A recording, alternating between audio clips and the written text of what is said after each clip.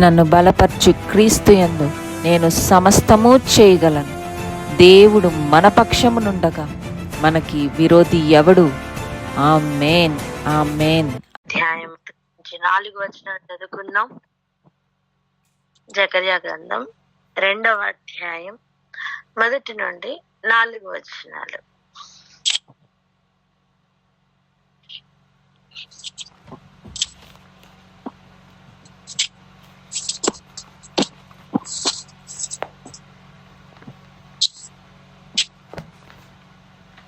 తీసిన వారు చదవండి. జకర్యా గ్రంథము 2వ అధ్యాయము 1-4 వచనం. మరియు నేను తేరి చూడగా కొలనూలు చేత పట్టుకొని ఒకడు నాకు కనపడను. నీవెక్కడికి పోచున్నావని నేను అతన్ని అడుగుగా అతడు యెరూషలేము యొక్క వెడల్పును పొడుగును ఎంతనిది కొలిచి చూడబోచున్నానని. అంతటా నాతో మాట్లాడుచున్న దూత బయలుదేరగా మరి ఒక దూత అతనిని ఎదుర్కొని వచ్చెను. రెండవ దూత పరిగెత్తిపోయి యెరూషలేములో మనుషులను పశువులను విస్తారమైనందున అది ప్రాకారంలో లేని మైదానంగా ఉండునని ఈ యవ్వనునికి తెలియజేయమని మొదటి దూతకు ఆజ్ఞ ఇచ్చెను. హల్లెలూయా. హల్లెలూయా.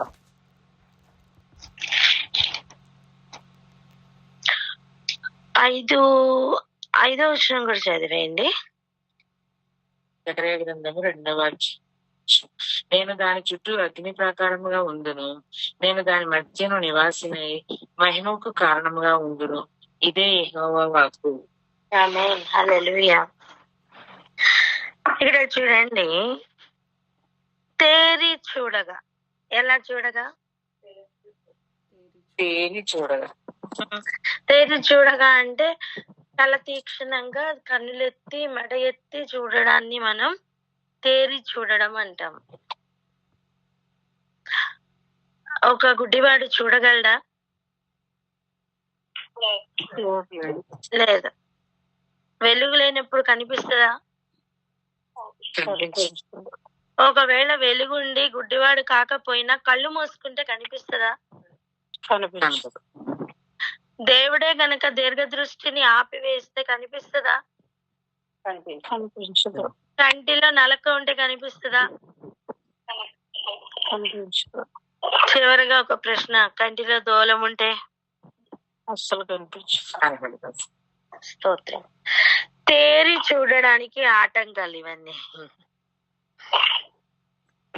దేవుడు ఒక విషయాన్ని ఏదన్నా చూపిస్తున్నప్పుడు మనం చూడలేకపోవడానికి మొట్టమొదటి కారణం మన కంటిలో దూలం.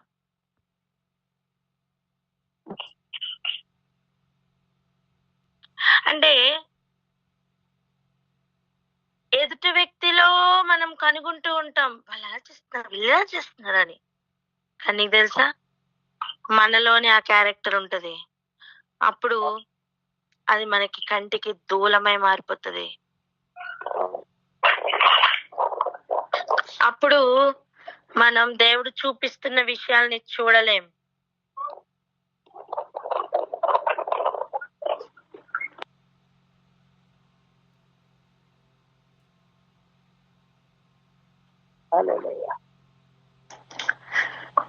అప్పుడు మనం చూడలేం. మన కంటిలో దూలం తొలగిపోవాలి. అది తీసుకోవడమే కష్టం. ఏమండి, నలకని హ్యాండిల్ చేయడం ఈజీయా, దూలాన్ని హ్యాండిల్ చేయడం ఈజీయా? దూలం అంటే ఏంటో తెలుసా? దూలం అంటే ఏంటో తెలుసా? దొంగ, పెద్ద దొంగ. అంటే ఇది మన పెద్ద పెద్ద చెట్లు ఉంటాయి చూసా, చాలా పెద్ద చెట్లు ఉంటాయి కదా, అవి మొత్తం ముద్దుగా అయిపోయి వాటిని చూడండి కట్ చేస్తే ఈ వీళ్ళ పేరేంటి, మేకలు మాంసం అవి కొడతారు. దేని మీద కొడతారు? చెక్క. చెట్టు తాలూకా చెక్కని కట్ చేసి పెడతారే, దాని పేరు దుంగ.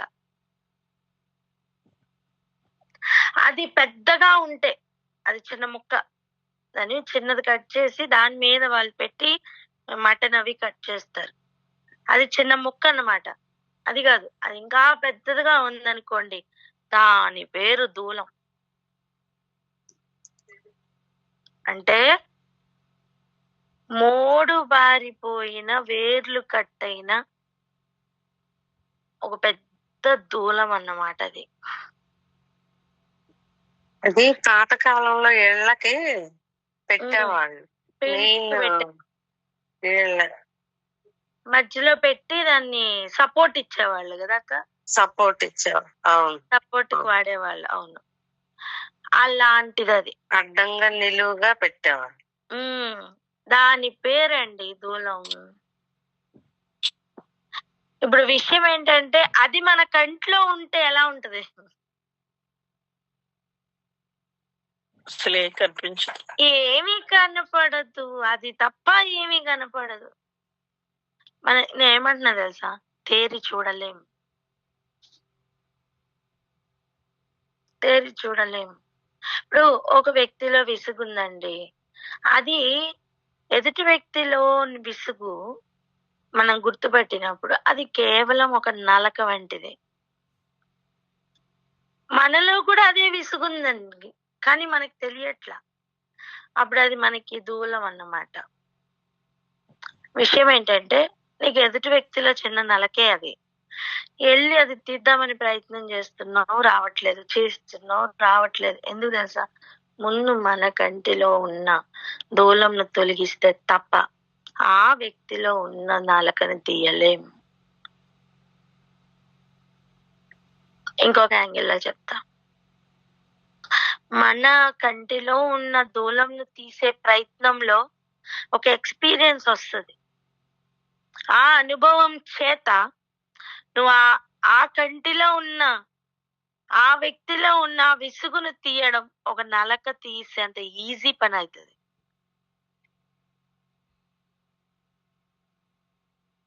ఏమన్నా అంటే మన క్యారెక్టర్ మార్చుకోవడమే కష్టం అండి. మన కన్ను కనపడకుండా, మనం తేరి చూడకుండా మన పరిస్థితులు మనల్ని ఆపుతున్నాయి. మనం తేరి చూడకుండా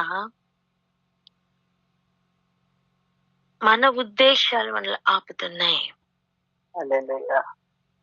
మనం తేరి చూడకుండా, ఎలా చూడకుండా?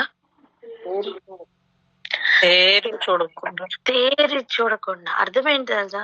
చూడండి, కొంతమందికి మనం ఇలా అంటాం, ఏంటి వాళ్ళు ఏంటి ఈ మధ్యన రావట్లేదు, వాళ్ళ కళ్ళు నెత్తికి ఎక్కేయలే అంటారు. అర్థముందా? అంటే ఏంటి? వాళ్ళకి ఇంకేం కనబడట్లేదని అర్థం. అంటే కళ్ళు కనపడకపోవడానికి కారణాలు అవన్నీ. నేను ఇక్కడే ఉన్నాను, నేను కనబడట్లేదా అని మాట్లాడతాం. ఇవన్నీ ఏంటి? స్వభావాలు, తేరి చూడకుండా ఆపుతున్న స్వభావాలు. మొట్టమొదటిగా ఈరోజు మన కన్నులు క్లీన్ అవ్వాలి. మనం అది అవ్వకుండా మనం దేన్ని కూడా తేరి చూడలేము. ఇప్పుడు ఇంటిలో ఇప్పుడు చూడండి, మనము ఆయన ఆజ్ఞలే చదువుకుంటూ వస్తున్నాం. వేరు వేరు త్రాసులు ఉండకూడదు అనుకుంటున్నాం. ఇంటిలో మనకి పెద్ద వయసు గలవారు, అంటే మన ముందు జనరేషన్ వాళ్ళు ఉన్నారనుకోండి. చెప్పండి, ఎవరెవరు ఉంటారు ఇంట్లో?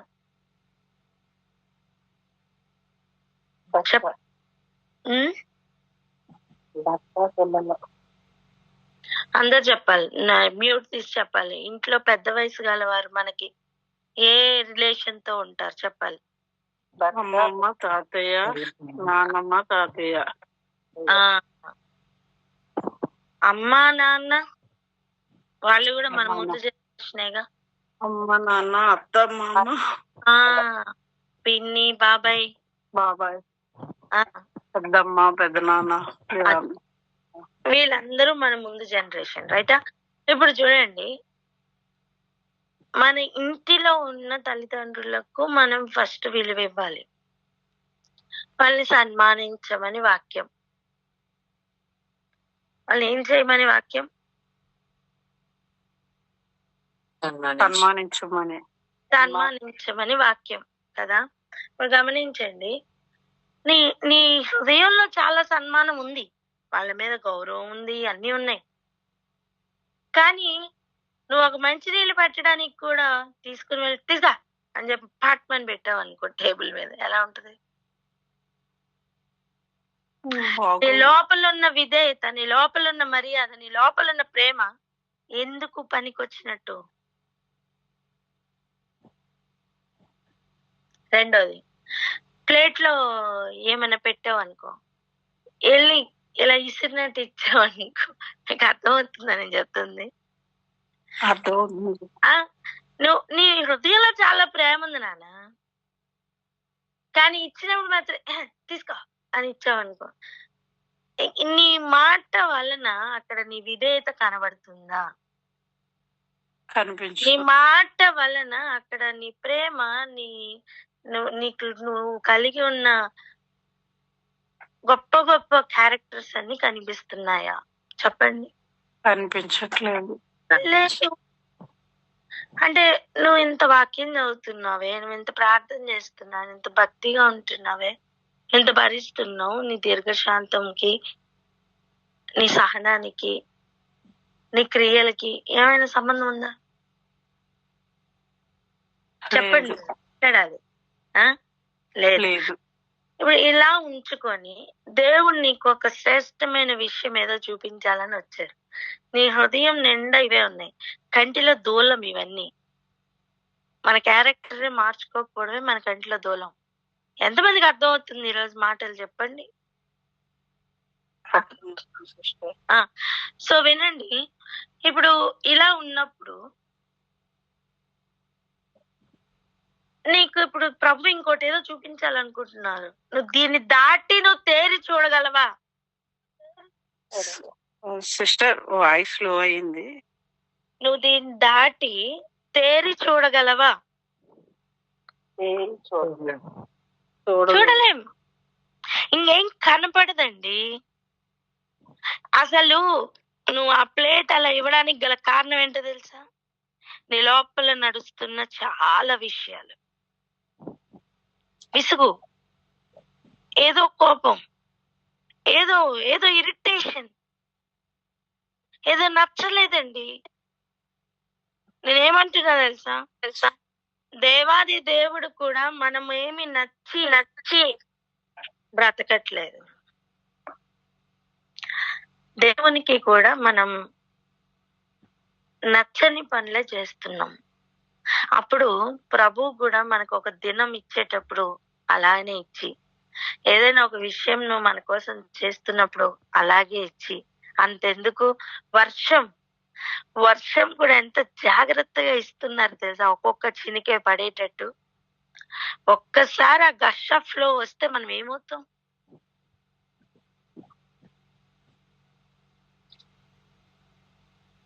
గాలి కూడా మనం ఎంత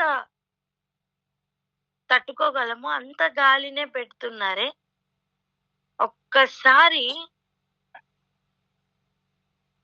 ఆయన ఆ గాలికున్న పవర్ ని గాని విడిచిపెడితే మనం ఏమైపోతాం? అంతెందుకండి, సూర్యరశ్మి బయట నుంచి ఆ ఉపరితలం నుంచి వస్తున్న వేడితో గనక భూమిని తాకితే మనం మాడి మసి అయిపోతాం తెలుసా. అది వస్తున్నంత వేడిని రానివ్వట్లా ప్రభు. అక్కడ ఫిల్టర్ పెట్టారు. ఆ ఓజోన్ లేయర్ ని దాటి వస్తున్నదే, ఏమంటున్నానంటే వేల సంఖ్యలో ఉన్న, లక్షల సంఖ్యలో ఉన్న దాన్ని, వేడిని ప్రభు మనకి 2 డిజిట్లలోకి మార్చి పంపిస్తున్నారు, తగ్గించి పంపిస్తున్నారు. ఒకసారి ఎవరైనా గూగుల్ ఓపెన్ చేసి చూడండి. సూర్యరశ్మి స్టార్ట్ అవుతుంది, సూర్యుడి దగ్గర నుంచి స్టార్ట్ అవుతున్న డిగ్రీ సెల్సియస్ ఎంతో చూడండి.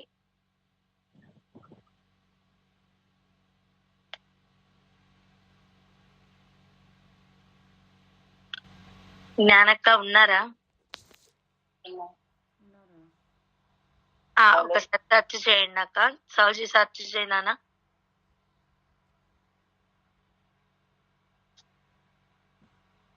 అంటే నాకు ఏమేమి కావాలంటే సన్లైట్ స్టార్టింగ్ ఎంత డిగ్రీ, ఓజోన్ లేయర్ దగ్గర ఎంత కట్ అవుతుంది, మనం ఎంత రిసీవ్ చేసుకుంటున్నాం.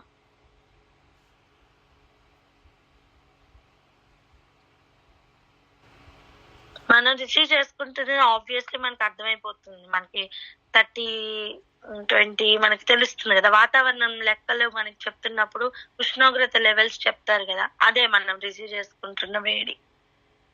15 million degrees Celsius. ఎంతక? 15 million degrees Celsius. 15 million degree Celsius ఎక్కడి నుంచి స్టార్ట్ అవుతుంది? సూర్యుడి దగ్గర నుంచి స్టార్ట్ అవుతుంది, అంతే కదక్క?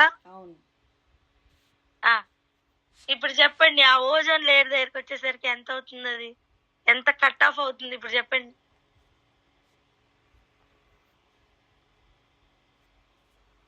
మీకు అర్థమైందా ఇప్పుడు మాట ఏంటో, విషయం ఏంటో అర్థమైందా?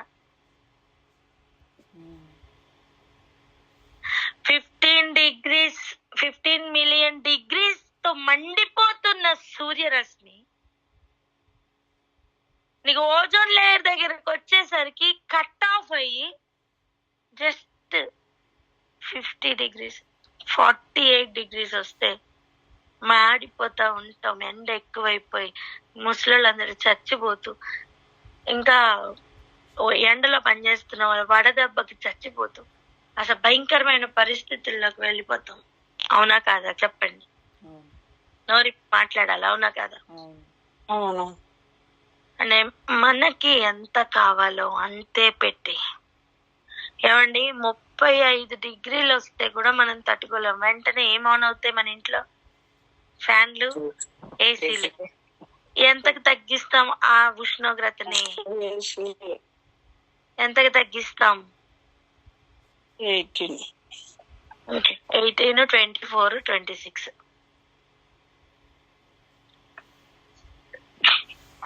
దయచేసి ఆలోచిద్దాం. మనం తట్టుకోగలిగింది ఎంత? నోరిప్పి మాట్లాడాలి. మనం తట్టుకోగలిగిన ఉష్ణోగ్రత ఎంత అప్పుడు? 24, 30 లోపల. 30 లోపల మనం తట్టుకోగలం.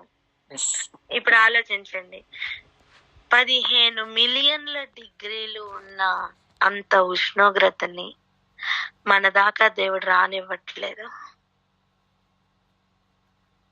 అన్ని ఫిల్టర్స్, అన్ని లేయర్స్ పెట్టారు. అలాంటప్పుడు మన లోపల స్టార్ట్ అయిన కోపం ఎదుటి వ్యక్తికి చేరకుండా మనం ఎన్ని లేయర్లు పెట్టాలి? మన వల్ల కాదు, నిజమే. మన లోపల స్టార్ట్ అయిన విసుగు ఎదుటి వ్యక్తికి ఆ సెగ తగలకుండా మనం ఆపుకోలేం, కరెక్టే. కానీ వాక్యం అనే ఓజోన్ లేయర్ తో అది సాధ్యం.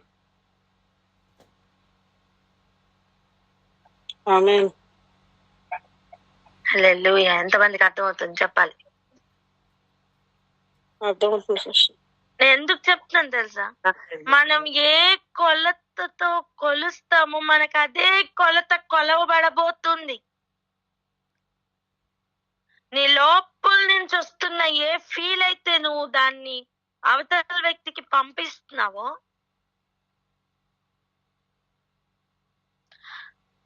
దేవుడు తన ఉగ్రతని మన మీద పంపించేటప్పుడు అదే ఫీల్ తో పంపిస్తారు, అదే ఫోర్స్ తో పంపిస్తారు. మనం తట్టుకోలేమంటున్నా నేను.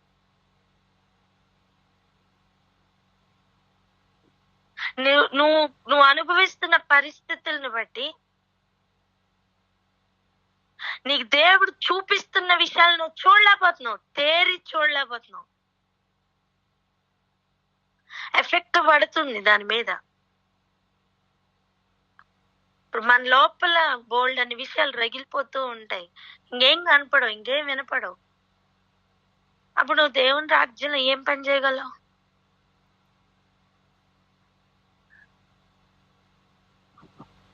మనల్ని దేవుడు ఎలా నియమిస్తున్నారో తెలుసా? ఒక జాబ్ చేసే వ్యక్తికి, ఇంట్లో ఉండే వ్యక్తికి తేడా ఉందండి. ఇంట్లో ఉన్న వ్యక్తి ఇంట్లో విషయాలు మాత్రం చూసుకుంటే చాలు. జాబ్ చేసే వ్యక్తి అలా కాదు, డబుల్ డ్యూటీ చేయాలి. ఇంట్లో విషయాలు కంప్లీట్ అయిపోయి జాబ్ కి కూడా వెళ్ళాలి. అలాగనే దేవుడు నిన్ను అపాయింట్ చేసుకున్నారు నాన్న. దేవుడు నిన్ను ఒక పని కొరకు నియమించారు. దాని అర్థం ఏంటి తెలుసా? నీ సొంత పనులు నీ సొంత పనులు అన్ని కూడా కంప్లీట్ చేసుకొని ఆయన ఇచ్చిన అసైన్మెంట్ కూడా చెయ్యాలి. మనం ఏం చేస్తున్నాం? మన సొంత పనుల్లో ఆగిపోయి ఆయన ఇచ్చిన పనిని కనీసం చూడలేకపోతున్నాం. అవును తల్లి. ఈరోజు దయచేసి ఫస్ట్ ఇది ఆలోచిద్దాం. మనం తేరి చూడాలి అంటే ఫస్ట్ నార్మల్ చూపు క్లియర్ అవ్వాలి. నార్మల్ గా చూసే కను దృష్టి క్లియర్ అవ్వాలి. ఆమేన్. అది క్లియర్ అయితేనే తేరి చూడగలం. అవును తల్లి. నార్మల్ కను దృష్టి క్లియర్ అవ్వాలంటే కూడా ఫస్ట్ మన కంట్లో దూలం వెళ్ళిపోవాలి. కష్టపడి దానికి ట్యూన్ అవ్వాలి నాన్న. నేను ఇది చేయలేకపోతున్నాను, నా వల్ల అవ్వట్లేదండి. అదే చెప్తున్నా, నీ వల్ల అవ్వదు, నా వల్ల అవ్వదు. నిజమే, మన వల్ల అవ్వదు. మన లోపల వచ్చే కోపాన్ని అంతటిని చూపిస్తే తప్ప మన కడుపుకి తీరదు. నిజమే, 4 మాటలు అంటే తప్ప మనకి డైజెస్టివ్ ఎంజైమ్స్ కరెక్ట్ గా రావు. నిజమే, అవును. పగటికి పగలు ఏం నేర్పిస్తుంది, రాత్రికి రాత్రి ఏమి బోధ చేస్తుంది? జస్ట్ ఒక సూర్యరశ్మిని ఆలోచించండి. 15 మిలియన్ల డిగ్రీలు ఉన్న సూర్యరశ్మిని దేవుడు జస్ట్ 2 డిజిట్స్ నెంబర్ కి మార్చేశారు. అంటే ఎంత? పాయింట్ కాదురా, అంటే 50, 40 డిజిట్స్ నానా, 2 అంకెలుగా మార్చేశారంటున్నా నేను. మిలియన్లు అంటే ఎన్ని అంకెలు ఉంటాయి? ఎన్ని నెంబర్లు ఉంటాయి ఒక నెంబర్లో? 1000 అంటే ఎన్ని? 3 నెంబర్లు. 10,000 అంటే ఎన్ని? 4 నెంబర్లు. లాక్స్ లో అంటే 5 నెంబర్స్ ఉన్నాయా? 6, 7, 8. అలా మిలియన్లు అంటే ఎన్ని నెంబర్లు? అలా అన్ని నెంబర్లతో ఉన్న అంత భయంకరమైన వేడిని, ఉష్ణోగ్రత లెవెల్స్ ని దేవుడు జస్ట్ మన కోసం అన్ని ఫిల్టర్స్ పెట్టి అంత తక్కువ మాత్రమే, మనం తట్టుకోగలిగినంత మాత్రమే పంపిస్తున్నారే. మన లోపల నుంచి కూడా మన ప్రతి క్యారెక్టర్, నేను ఎగ్జాంపుల్ మాత్రమే చెప్పాను. తల్లిదండ్రులు నెక్స్ట్ జనరేషన్, మన ముందున్న జనరేషన్, మన నెక్స్ట్ జనరేషన్ కి మనం విడుదల చేయాల్సిన ఉష్ణోగ్రత అంతే ఉండాలి అని. ఏదో ఒక ఓన్లీ ఎగ్జాంపుల్ అంతే. కానీ ప్రేమ విషయంలో మాత్రం ప్రభు ఎలా చెప్పారో తెలుసా? నిన్ను వల్ల నీ పొరుగు వాడిని ప్రేమించు.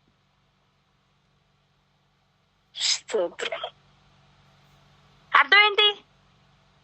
నీ లోపల 15 మిలియన్ల డిగ్రీల ప్రేమ ఉందా? అది మొత్తం ఇచ్చే పక్కోడికి. ఎంతమందికి అర్థమవుతుంది? సిస్టర్. హల్లెలూయా. నీ లోపల మంచితనం రగులుతుందా? అది 15 మిలియన్ డిగ్రీలు అనుభవించని ఎదుటి వ్యక్తిని. నీ లోపల సంతోషం, సమాధానం, దీర్ఘశాంతం, ఇవన్నీ నీ చుట్టూ ఉన్న నీ ముందు జనరేషన్, నీ నెక్స్ట్ జనరేషన్. ఇంతే కదండి కుటుంబం అంటే. మన సమకాలీకులు,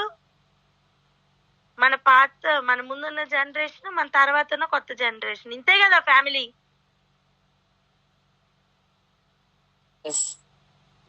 వారు ఈ లోపల నుంచి వచ్చేది మొత్తం అనుభవించింది నాన్న, తప్పలేదు. దేవుడు అదే చెప్పారు. ఈరోజు గ్రహించండి, ఆయన ఆజ్ఞలు పాటించకుండా ఆయనకి ఇష్టలై మనం బ్రతకలేం. ఆయన న్యాయ విధులు నేర్పిస్తున్నారు. దానిని మనం సరి అయిన కొలతతో మన లోపల నుంచి దానిని తీసుకుని రావాలి. ఇవన్నీ ఏంటండి, కొలతలు కాదా? సూర్యుడు తనలో నుంచి ఇస్తున్న ఉష్ణోగ్రత కొలత కాదా? మనం కొలిచే కదా చెప్తున్నాం ఇంత అని. భూమికి ఎంత చేరుతుంది అంటే మనం ఏం చేస్తున్నాం? లెక్క పెడుతున్నాం, కొలతే కదా వేస్తున్నాం. కొలతలు వేరే లెవెల్లో ఉన్నాయన్న విషయం ఈ రోజు మనకు అర్థం అవ్వాలి.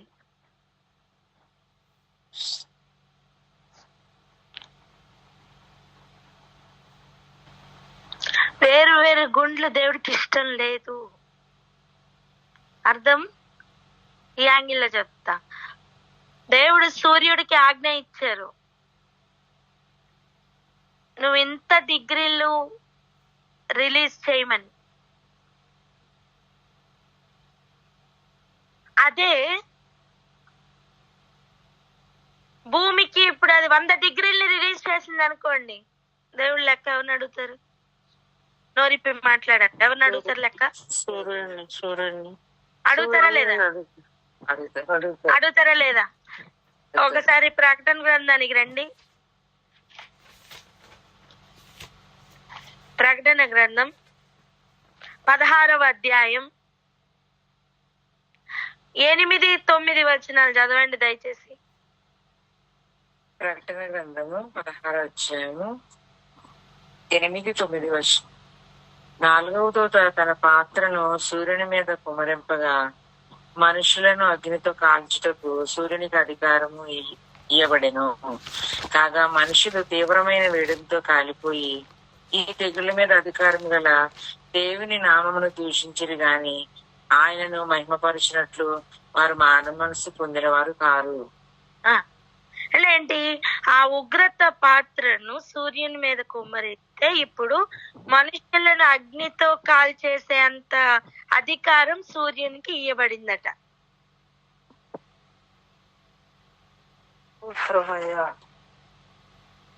దూతలు పాత్రలతో ఆల్రెడీ నించున్నారు నాన్న, ఆజ్ఞ రాగానే సూర్యుని మీద వేయడానికి. అప్పుడు ఈ కట్ ఆఫ్లు ఏమి ఉండవు. ఏ కట్ ఆఫ్లు? 15 మిలియన్ల డిగ్రీల వేడిమిని కట్ చేసి మనకు అనుగుణంగా ఇస్తూ మనం తట్టుకోగలిగినంత 30, 27 ఏముండవు అంటున్నా.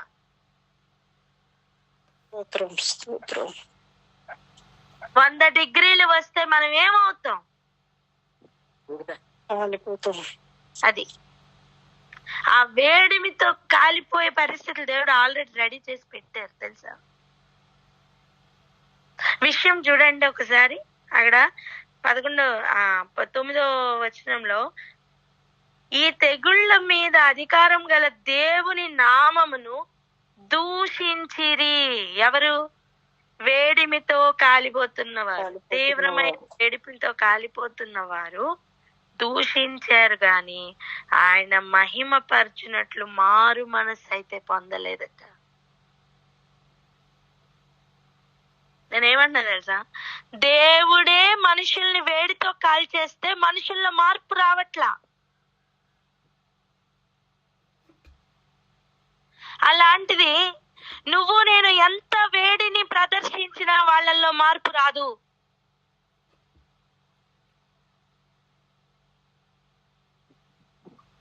ప్రేమని ప్రదర్శించు, మార్పు ఈ రోజే వస్తుంది.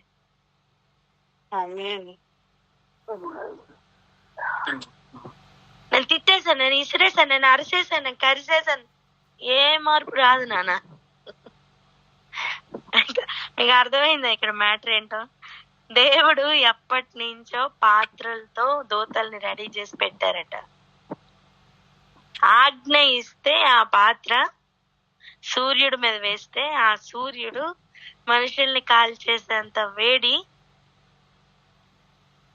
విడుదల చేసి మనుషుల్ని కాల్చేస్తే కూడా మనిషిలో మార్పు రాలేదట.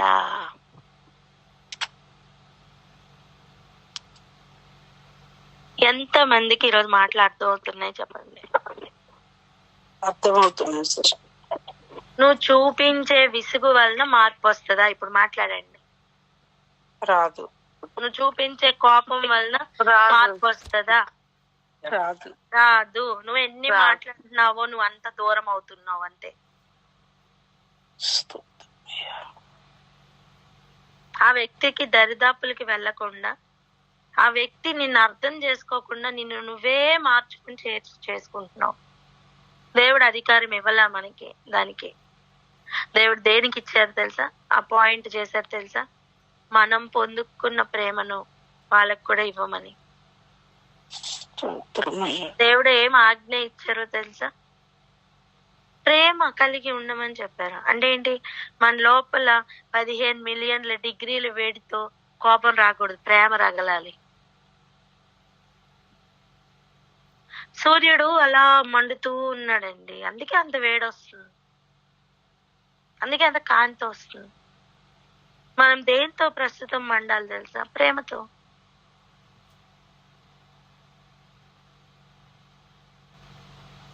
లోపల నుంచి సన్మానం బయటికి రావాలి అంటే అది రగలాలి ఫస్ట్.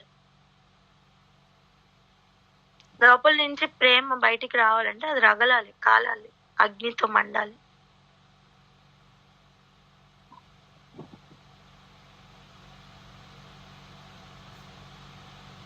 చచ్చిన వారు చల్లగా ఉంటారు, బ్రతికి ఉన్నవారు వేడికతో ఉంటారు. ప్రేతలు దేవుణ్ణి స్తుతించలేవు, అవి చల్లారిపోయిన స్థితి.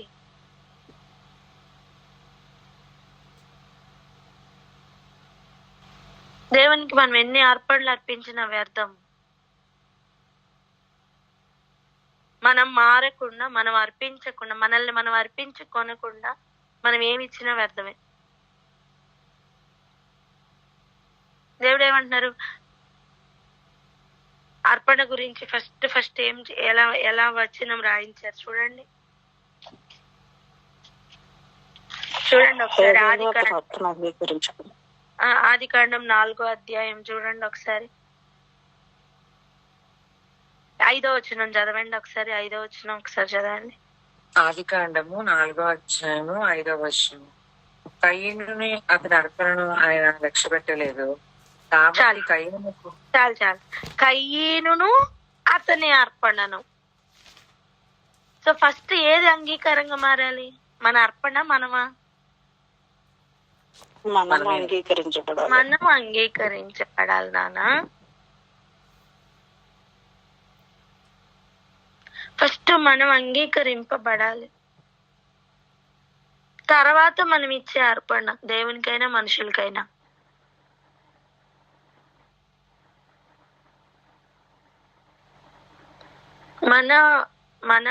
మనము ఫస్ట్ మన కంటిని బాగు చేసుకోకుండా, మన లోపల ఉన్న దూలంను తీసుకోకుండా మనం తేరి చూడలేము.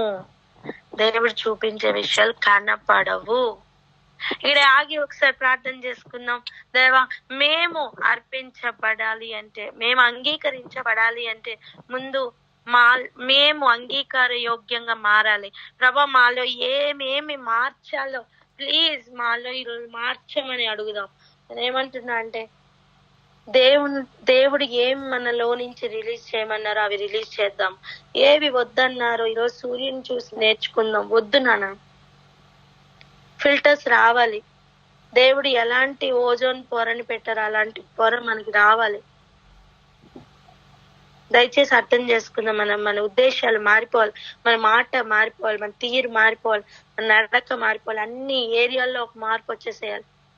ఇక్కడ ఆగి ఒకసారి ప్రార్థన చేద్దాం. ఎవరైనా ప్రార్థన అందుకోండి, ఇంకొన్ని విషయాలు నేర్చుకుందాం.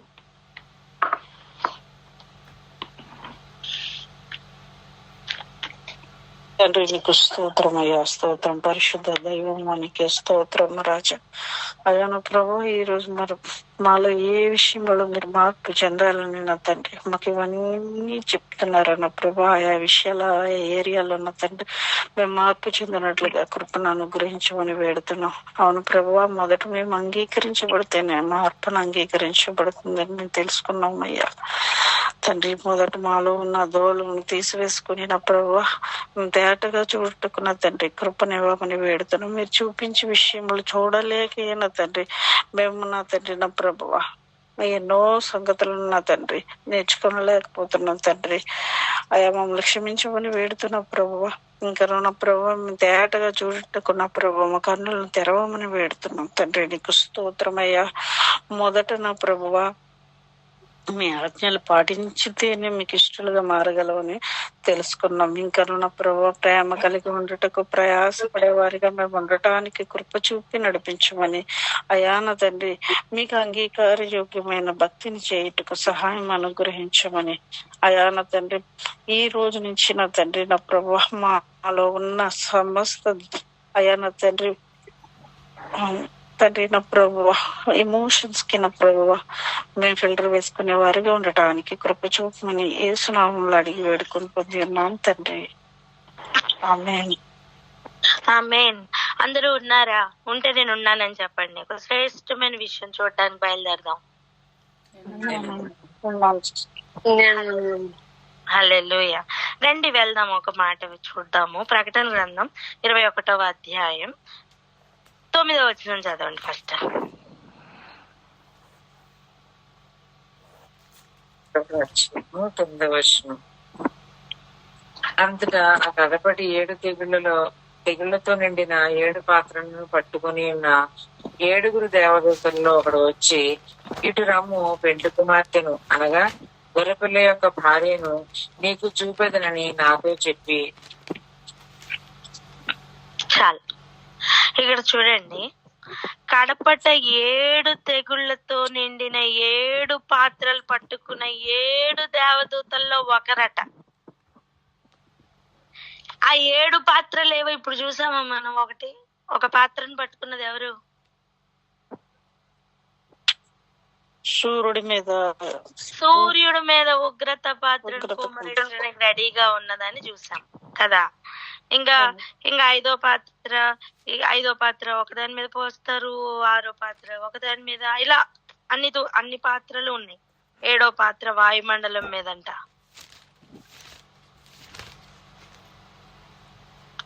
7వ పాత్ర దేని మీద? వాయుమండలం. 17వ వచనంలో ఉంటదండి. 7వ దూత తన పాత్రను వాయుమండలం మీద కుమరించినట్టుగా ఉంటది చూడండి. మొదటి పాత్ర వచ్చి భూమి మీద కుమ్మరిస్తారు, 2వ పాత్ర వచ్చి సముద్రం మీద, 3వ పాత్ర వచ్చి జలధారల మీద, 4వ పాత్ర వచ్చి సూర్యుడి మీద, 5వ పాత్ర వచ్చి దేని మీద? క్రూర మృగం మీద, సింహాసనం మీద కుమ్మరిస్తారు. క్రూర మృగం యొక్క సింహాసనం మీద అంటే ఈ లోక అధికారి యొక్క సింహాసనం మీద అని అర్థం. 6వ దూత వచ్చి యూఫ్రటీస్ నది మీద, 7వ పాత్ర వచ్చి వాయుమండలం మీద. రైటా? ఇవన్నీ కూడా కడపట 7 తెగుళ్ళు. చెప్పండి ఏంటి? 7 తెగుళ్ళు. ఈ పని కంప్లీట్ అయిపోయిన తర్వాత ఈ దూతలు ఇప్పుడు పాత్రలు ఏం లేవు, ఫ్రీగా ఉన్నారు. ఇప్పుడు ఆ దూతల్లో ఒక దూత వచ్చి ఇప్పుడు ఇంకొక పని చేస్తున్నారు. ఏంటంట? గొర్రె పిల్ల భార్యను చూపించే పనిలోనికి వచ్చారు. అంటే ఈ ఉగ్రతలన్నీ దాటి వస్తేనే కదా భార్య రెడీ అయింది. మాట్లాడరే? అవునా కదా? గమనించండి. ఇది ఇలా ఉంటే ఇప్పుడు ఏమి చూపిస్తున్నారు? ఇప్పుడు రండి 15వ వచనం. ఆ పట్టణమును దాని గుమ్మములను ప్రాకారమును కొల్చుటకై నాతో మాట్లాడు వాని యొద్ద బంగారు కొలకర్ర ఉండెను. నాతో మాట్లాడిన వారు అంటే ఎవరు? కడపట 7 తెగుళ్ళుతో నిండిన పాత్రలు పట్టుకున్న అదే దూత చేతిలో ఇప్పుడు ఏముంది? బంగారు కొలకర్ర ఉంది.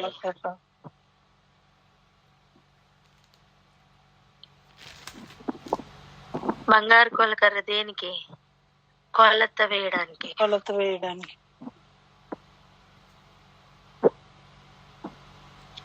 అది కొలత వేసి చూపిస్తుందట.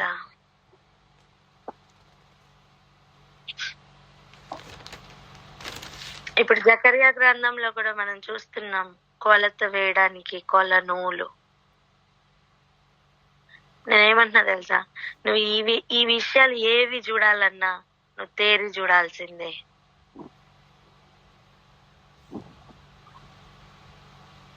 అక్కడ మహిమ పరచకుండా ఆగిపోయిన జాతి ఇవి చూడగలరా చెప్పండి? మారు మనస్సు పొందని వారు చూడగలరా? చూడలేరు.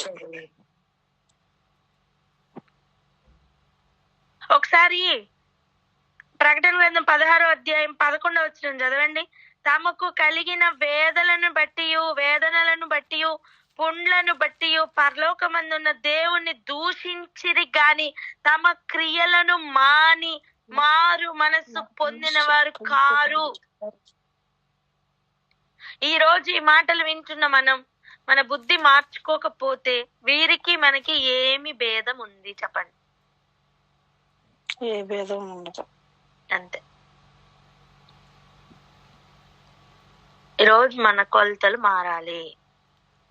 మన లోపల నుంచి మనం ఏమేమి బయటికి తీసుకొస్తున్నాం ఆ కొలతల్లో మార్పు రావాలి. ఇంకా కంటిలో తేరి చూడడానికి ఇంకేమేమి ఆటంకాలు ఉన్నాయి అన్నిట్లో మార్పు రావాలి. దేవుడు వెలుగేస్తే లైట్ వేస్తే ఆ వెలుగులో చూడగలగాలి. దేవుడు లైట్ ఆఫ్ చేసి చీకట్లో కూడా చూడగలిగే శక్తిమంతుల్ని చూడాలని ఆశపడుతున్నారు. ఈ మాటలకి అర్థం మీకు అర్థమైందా?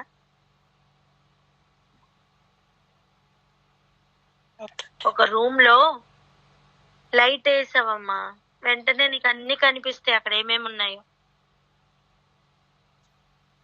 అలాగనే నువ్వు లోపలికి వచ్చావు, లైట్ లేదు, కరెంట్ లేదు, ఏం లేదు, చీకటిగా ఉంది, అయినా నువ్వు అంతే స్పష్టంగా చూడగలగాలి. ఎలా సాధ్యమవుతుంది? ఎలా సాధ్యమవుతుంది చెప్పండి? ఎలా సాధ్యమవుతుంది? అవుతుందా? ఛాన్స్ ఉందా? ఆత్మీయ నేత్రంతో చూడగలం. ఇంకొక యాంగిల్లో చెప్తా. మనకి ఆయన ఆజ్ఞయే మనకి ఏంటండి? దీపం. ఆయన ఉపదేశం ఏంటండి? వెలుగు. అంటే ఏంటి? ఒక ఆజ్ఞ, ఒక వచనం, ఒక మాట, ఒక దీపం, దానిని బట్టిన ఉపదేశం వెలుగు. అంతేనా? రోజుకి ఎన్ని వచనాలు నేర్చుకుంటున్నాం మనం? ఒకటో రెండో, అంతేనా? ఇప్పుడు మనం మనిషి మొత్తం ఒక మనిషిగా నించోబెడదాం. చూడండి, మన ఫోటో తీసి వాల్ పోస్టర్ లాగా పెట్టుకొని మన ఎత్తు, మనం ఎంతలా ఉన్నామో అంత కరెక్ట్ గా అంతే ఫోటో తీసి గోడ మీద అంటించండి. మనకి చిన్న చిన్న స్టోన్స్ అంటిస్తామే మనకి బ్లౌజ్ మీద గాని డ్రెస్ మీద గాని. వింటున్నారా?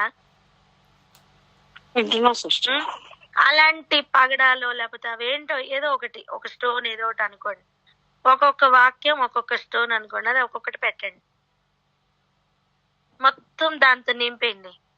ఇప్పుడు ఆ చీకటి కలిగిన ఆ రూమ్ లోకి ఎంటర్ అవగానే ఇంకొక లైట్ అక్కర్లేదు, ఈ పోస్టర్ చాలు. అవునా? దేవుడు చీకటి కలిగిన లోకంలో నిన్ను నన్ను వెలుగుగా అలా చూడాలనుకుంటున్నారు నాన్న.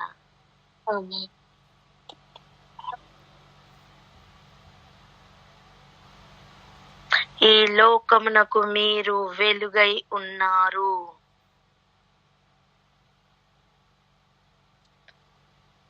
చీకట్లో ఉన్నప్పుడు కోపాన్ని చూపించాం, వెలుగై మారితే ప్రేమను చూపించగలం.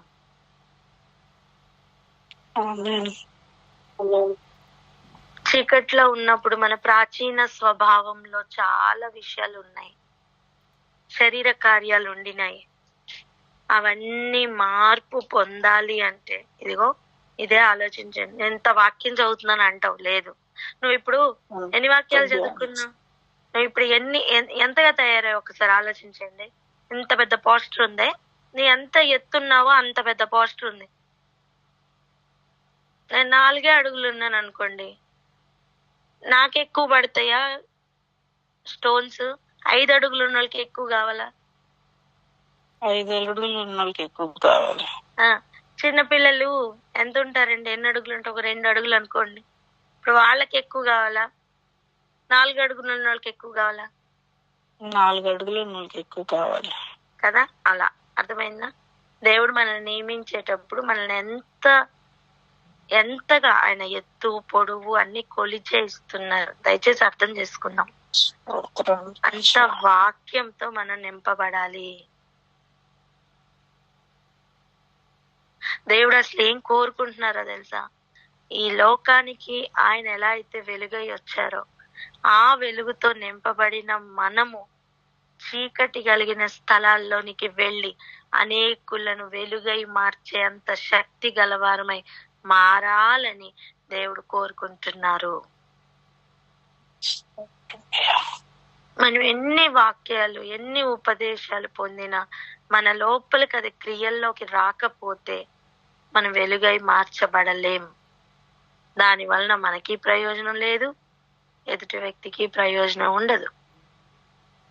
నువ్వు మనం ఎంత ఎత్తైతే ఉన్నామో అంతగా వాక్యంతో నింపబడి ఉంటే, అలా బంగారంతో పొదిగించుకున్న అనుభవంలో, పగడాలతో పొదిగించుకున్న అనుభవంలో, ఒక్కొక్క వాక్యం ఒక్కొక్క వజ్రం అలా పొదిగించుకున్న అనుభవంలో, క్రియల్లో అన్ని విషయాల్లో వాక్యమై మారుతూ మారుతూ మారుతూ ఉన్న అనుభవంలో పెళ్లి కుమార్తెగా రెడీ అవుతావు నాన్న.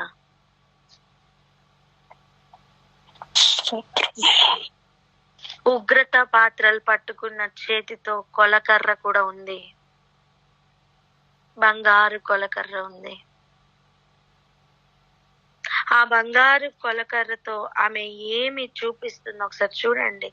ఇటు రమ్మని పిలిచిన తర్వాత పెళ్లి కుమార్తెను అనగా గొర్రె పిల్ల యొక్క భార్యను నీకు చూపెదను.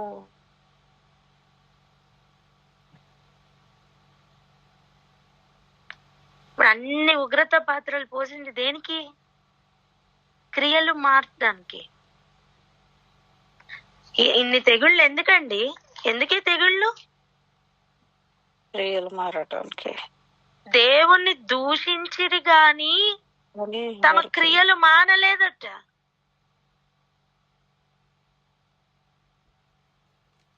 దేవుడు ఇప్పుడు మనకి దేనికి అవకాశం ఇచ్చారు? దేవుణ్ణి ప్రేమించడానికి, క్రియలు మారడానికి. ఏమంటున్నా తెలుసా? ఎవరు దేవుణ్ణి ప్రేమిస్తారో వాళ్ళు పెళ్లి కుమార్తెగా మారుతారు. ఎవరు దేవుడు ఆశిస్తున్న క్రియలు చేస్తారో వారు పెళ్లి కుమార్తెగా అలంకరించుకుంటారు. ఇప్పుడు నీ పోస్టర్ నీకు ఎగ్జాక్ట్ గా నీ పోస్టర్ నీ గోడ మీద కనబడుతుందా? ఒక్కొక్క వాక్యంతో నువ్వు చిన్న చిన్న ఆ స్టోన్స్ ని అంటించుకుని చూడు, మొత్తం నీ ఆకారంలో ఆ వాక్యం తప్ప ఇంకేం కనపడదు. అలా మారాలని దేవుడు కోరుకుంటున్నారు.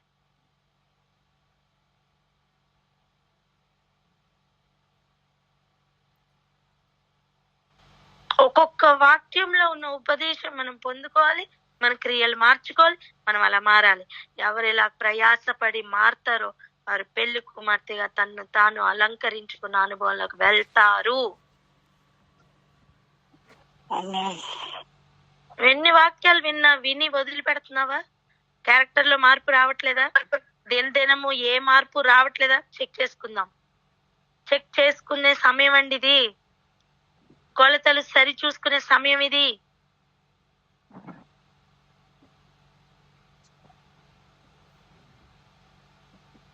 ప్రేమ చూపించే దేవుడు ఉగ్రతను చూపిస్తే మనం తట్టుకోలేం. సమయం ఉన్నప్పుడే మనల్ని మనం మార్చుకుందాం, మన దూలంను తీసివేసుకుందాం, మన కన్ను తేటపరుచుకుందాం. అప్పుడు మాత్రమే ఈ విషయాలను తేరి చూసే అనుభవంలోకి వెళ్ళగలం. ప్రార్థన చేసుకుందాం అక్క. Hallelujah. Thank you, Jesus. Thank you, Lord.